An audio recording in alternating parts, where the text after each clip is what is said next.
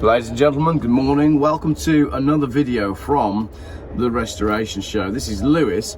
Lewis has had his identity stolen, basically, haven't you? Yeah, basically have. So let's get this straight then. You own a three-wheeler Reliant Regal van. Yeah, so Reliant Super Van 3, 1971. It was in Restorer of the Year.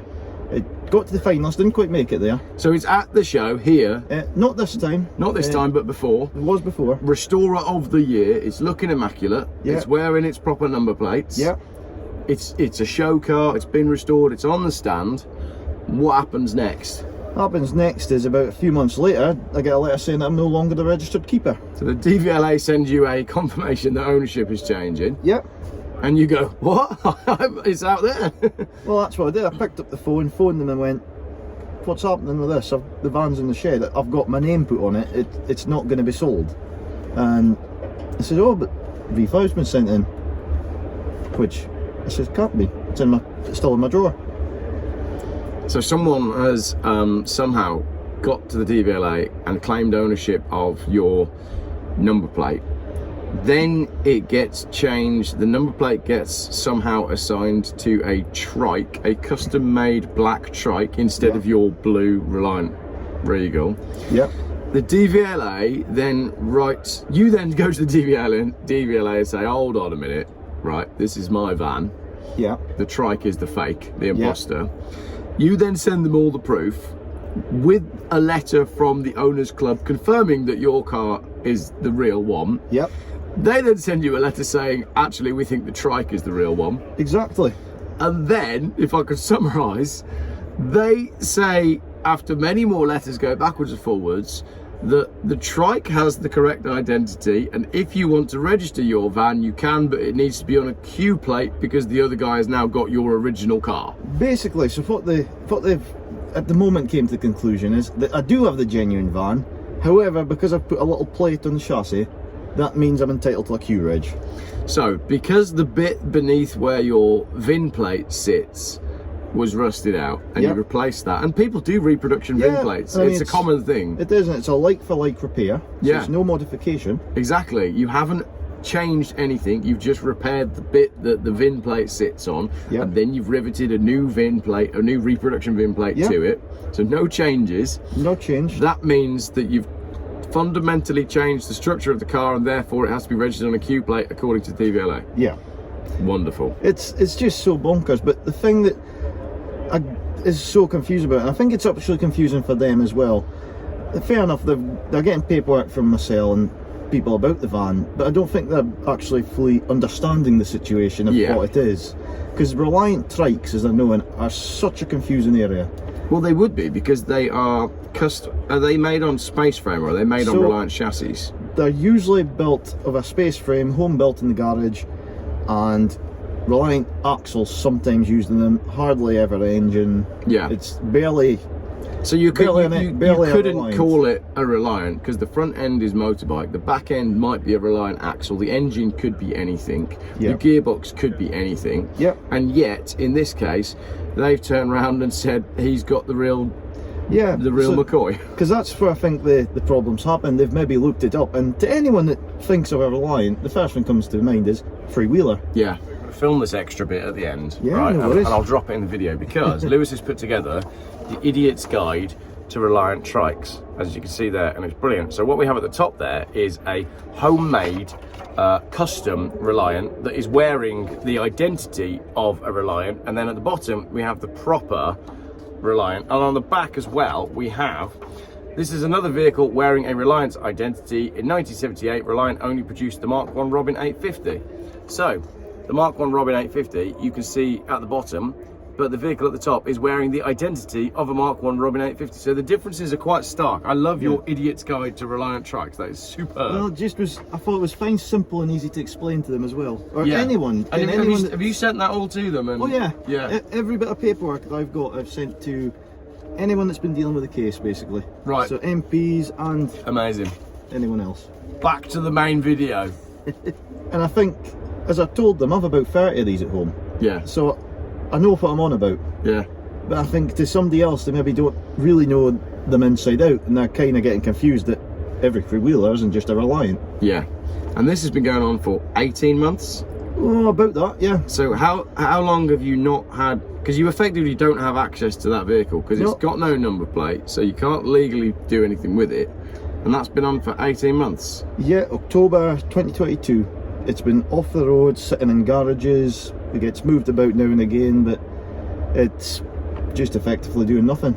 And where are you at now with the situation? As it stands here today, where are you at? Right now, I'm basically getting a way to get more information to them and say I'm not accepting a Q plate because the vehicle is original. And there's the Q plate thing it's like a mark of disrespect for a car, isn't it? It is a bit. But it's like you're saying this car is not the real deal, it's on a Q plate. The thing with a Q plate is it's designed to go on a kit-built vehicle, or a vehicle that they cannot determine the age of it, the actual proper age of it to be certain. And so in the old days, we're talking about heavily crashed cars that have been massively rebuilt. Like a Q plate, my understanding of a Q plate from the old days, it's quite a big deal if a car's on a Q plate, and no one's buying a car that's on a Q plate unless everything is verified in paperwork. Yeah, I mean, to me, I would understand if it was something I'd built up and just put together. Yeah, it would class as a kit vehicle. Yeah, if you've found a chassis and you found an engine and you've built the space frame and you found a gearbox, it has no identity, so then you can understand it can go on a Q because it never had a chassis. But for them to turn around and say, have you got a photo that we can show on the camera of your car? So the car itself, it's not the biggest ones, but so if you can see that, this is the car that we're talking about. The light's quite good there, actually. So these are all the problems that we're having. You can see that is not a Q-plated kit car. It's beautiful. It's a beautifully restored car. I wonder, there might actually even be bigger photos of it, because it's went through, there's a few things I've gone through. I've went through this to go, what was it? And you've had to keep a detailed folder of all the correspondence. I've got photos of it when I got it there. Right. So there's the verified restoration, look. And that's amazing. On the back of it, there's a big photo of the reg on it. There you go. And have you got any idea what this trike looks like or who this person is? How do you think it's happened? I dare say what has happened is, and it was common practice, people would smash up a Reliant for the identity to save putting the trike for an MSVA test. Yeah. And that saved them having to pay for MOTs, taxing, all that. Yeah. What I think's happened here is they've seen the van, the bonnet was obviously off it when it was there. So the van was stored, what, in a field for a little while? It was in a field, just sitting, grass growing up through the engine bay. And I think what they've done is, because the plate's just inside the engine bay. Yeah. And all they've done is went in, oh yeah, there's the plate, screwdriver, pop. Yeah. And they've stuck it on this home-built trike so they can then avoid going out all these fees and paying tax on it. So from your point of view, what we need is someone at the DVLA to investigate it properly. Yeah. And we need someone that's interested and studious enough to understand, not just someone that's going to go dirt, tick a box, send a letter back. I think that's what it is. And I mean, I'm not going to slate the people that's done the investigation. They've done it probably to as much as they could know. Yeah. And I mean, it's probably about 3 or 4 people dealing with it, so a lot of people have just been passed information and only part of the story probably being heard. And the reality of it is, the real story is, the van is as it was. Yeah. It's entirely original, down to the exact colour of the paint that went on it. Yes. So getting someone that can actually hear the full story and go, actually, we need to relook at this would be ideal. Because you can't go to the DVLA and make an appointment and sit down and explain it with someone. You know, like when you get a new passport, which is also in Swansea, you have to make an appointment, and they check your ID and they check that they are who you say you are, and then they issue a document accordingly. And I feel like there are situations, and you're not alone with this with the DVLA. Oh, I've seen plenty. Absolutely not alone. And I feel like there should be the ability to be able to sit down with the DVLA, with someone, an expert at the DVLA, and you could break it down and say, look, this is this, this is this, that is that, here's all the proof, here's the chassis numbers, here's all the photos, can I please have my number plate back? What I think is that would be brilliant. I think I do wonder sometimes is, there's obviously a lot of these trikes going about.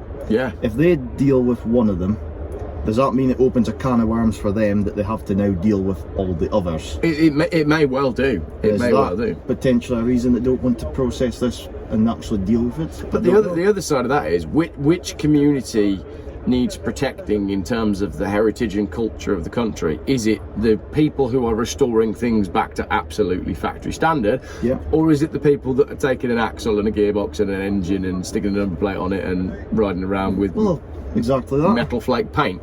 Well, it's exactly that. Yeah. You've got a proper historic vehicle, or you've got something that's just cobbled together in a shed. Exactly. And the DVLA are supporting the cobbled together in a shed side of things. At the moment, but like I say, I think it's because they don't fully understand the story. Yeah. Have the Federation of Historic Vehicle people said anything about this? So I have got in contact with them, and they do support my case. Yeah. I've also got an MP onto it, and he supports the case. I've also got in contact with some other ones, and everyone I've spoke to showed that the paperwork supports the case for the vehicle. But if you're, even with all that, just coming up essentially against computer says no. Basically is. Which is what you're being told. Yeah. It's just, you're really stuck in a hard place. Yeah. It's like trying to communicate with a brick wall. It is, yeah. And your friend who I was speaking to Friday about this said that his approach with the DVLA now is just to keep sending letters and keep sending letters until he gets someone that does what he wants them to do. Yeah. Because it really depends on whose desk it lands on at the DVLA. So there's no standardisation. No. And different people will know, it's like anything with cars, isn't it? People know cars in a different way. Yeah, exactly. They have different relationships with cars. Yeah. If you're really into your cars, you know them inside out. And if you were really into your cars, you'd have looked at that paperwork and you'd have gone, oh yeah, this isn't quite right here. We've made a mistake. The thing is, I have heard that sometimes people don't maybe like admitting they've made a mistake. Yeah. Which, I mean, all this paperwork I've built up for the van, I didn't do this until after they came back and said it's not the genuine one. Yeah. Because I had good faith that... Oh, yeah, as you would. What I'd given was showing it was the genuine vehicle. Since it came back with that, I thought, well, I'm going to have to do some more work here. So... That must have been the most incredibly frustrating letter to receive. Well, I was actually at work at the time, and I think my work colleague says, oh, Christ, I don't want to be anywhere near him. Yeah. It was fair to say I was a little bit annoyed. Wow. So what happens next then? You'll just keep sending letters and keep plugging away? I was told originally, when I first got the letter telling me it wasn't the genuine vehicle, you're not going to get anywhere, that's the end of it, you'll just have to accept it's going to be Q-plated. And I said, no, I'm quite happy to keep going on with this. So this is, what, 18 months or whatever down the line. I've now been told it's a genuine vehicle. Yeah. It's just a case of keep going. Keep going and try and show the full story to them so they know it's not a modification, it's just, it's been done because the original being stamped was not an option. Yeah. Well, do me a favour, keep me posted, send me an email or keep in touch somehow, because I'd love to hear that it gets resolved. Well, I don't want to see you on a Q plate next year. Oh, I don't want to have it on a Q plate. And I really do want to get it, because the van was all restored from a YouTube channel. Yeah. And when the DVLA hassle came on the go, or not hassle, but the investigations, I thought, well, I'm going to keep it clean, I'll just have the paperwork for it. The vans came off the channel for the moment until everything's resolved, so I can then put everything back out again. Yeah. What's your YouTube channel? So my YouTube channel's Louis Buck Productions. It's a channel I just do myself. I work on vintage Reliants, classic cars. I've got an old Scammell lorry. Oh, nice. Little three-wheeler, lovely little thing. Yeah. You're far too young to be farting around with old stuff like that. Why are you into that sort of era? I blame my grandparents. Yeah. He's got a little frog eye sprite. Yeah. Lovely little thing. I tell you what, look, there's a frog eye sprite right there, really nice one. Oh yeah, there is that. Can you see it? Oh, there it is. Oh, I can't see it properly on this camera. There we go. That's a nice little thing. That's the big Healy. Is it a big Healy? I think that's the... Oh no, it's a Triumph, is it? No, it's not a frog eye sprite, it's a Triumph, It's a Triumph. Oh, just embarrassed myself. There's a sprite here though. I've seen it. Absolutely embarrassed myself there. That is shocking. So we can keep in touch with you via, if you leave a comment on the channel as well, I'll pin it to the top, and everybody can subscribe to you and keep us posted on your restorations, and hopefully you'll get a good result for the DVLA. Well, here's hoping. I mean, I know it must be a tough case for them, because every time I phone up to ask about it, they have to spend about 10 minutes reading through everything that's there. Yeah. So, you've got an A4 folder here of your communication. Quite thick. Yeah. All full of stuff. And I mean, I've sympathy for them. I do have sympathy, because it is a complicated kind of thing to deal with.